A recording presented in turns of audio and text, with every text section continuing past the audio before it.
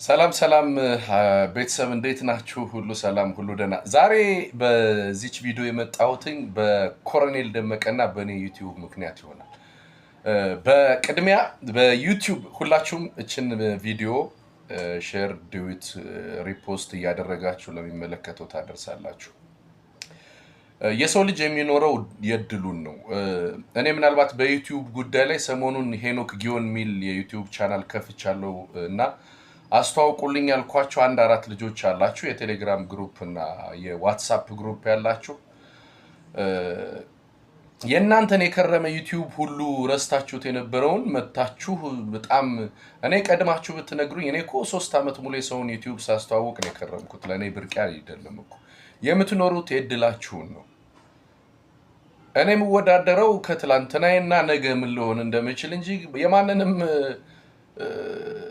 ጋ ኮምፒቲሽን ምናምን ውስጥ አልገባሁም እና በዛ ያዙት። I'm not that kind of person.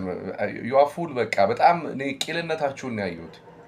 ስለዚህ እኔ አስተዋውቅላችኋለሁ ከፈለጋችሁ ዩቲዩብ መረጃ በሁሉም ዓለምን ለመዋጀት ያክል እና እንድንጠቀምበትም ነው ኢንፋክት ዩቲዩብ ለመክፈት የሞከርኩት እንጂ ከሌሎች ጋራ ኮምፒቲሽን ውስጥ ሆኜ ምናምን ከሊያለው የለውም ብዬ አይደለምና 3 ነው 4 ልጆች የራሳችሁን የከረመ የ3 ዓመት የዛሬ ዓመት ምናምን የከፈታችሁትን ደጋግማችሁ ያስተዋወቃችሁ ነው። ሌላ 15 ሰው በተመሳሳይ ነው ከከፈቱኛ ምን ንክፈት ይያላችሁ እኔ ውድድራችሁ ከኔ ጋር እንደሆነ አላውቅም።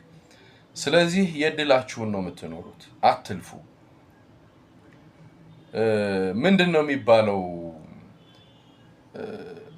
ደስታ በገቢህ ልክ ሳይሆን በእምነትህ ልክ ነው ይባላል። በቃ በመታገኙት ነገር ምናምን ደስታን የምታገኙ እንዳይመስላችሁ፣ በእምነታችሁ ልክ ነው ደስታን የምታገኙት። ስለዚህ ስለ ዩቲዩቡ ሼር ኮፒ ሊንክ ኦር ገለመኔ ሰብስክራይብ አስደርጉልኝ ያልኳችሁ ልጆች just keep distance በቃ አለቀ፣ ችግር የለውም። ሌላው በኮሎኔል ደመቀ ጉዳይ ነው። በኮሎኔል ደመቀ ጉዳይ ወንድሞቻችን መሬት ላይ የያዙት ጉዳይ አለ።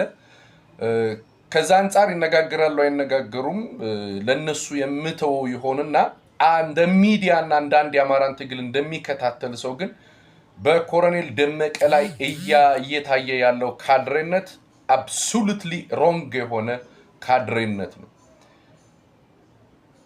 መደገፍ ሰልፍ መውጣት ምን ማለት ስለ ህዝብ ቆጨት ወይ ቲፒኤልኤፍን ማውገዝ ችግር የለውም፣ ሌላውንም ማውገዝ ችግር የለውም።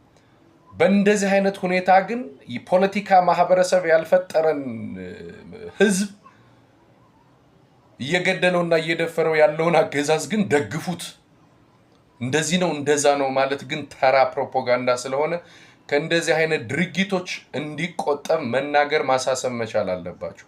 ይሄ this is በጣም ዊርድ የሆነ ፕሮፓጋንዳ ነው።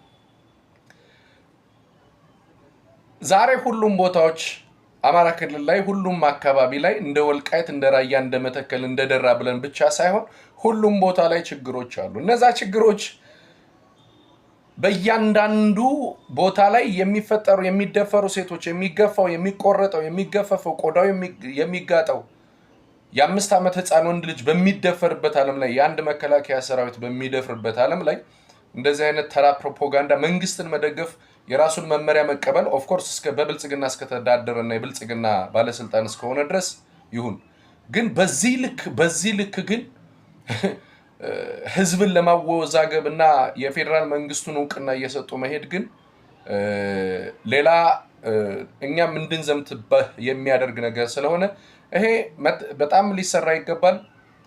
እንደው በዚህ አጋጣሚ የፋኖቻችንን ትግስት፣ የፋኖቻችንን ተስፋ፣ የፋኖቻችንን ቆራጥነት ማመስገን እወዳለሁና ስለዚህ ወንድሞቻችን የፋኖ መሪዎችንም ባትፈታተኑ መልካም ነው።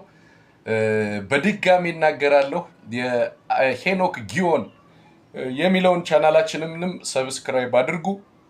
አማራነት ያሸንፋል፣ ፋኖ መንበሩን ይቆጣጠራል። ሰላም።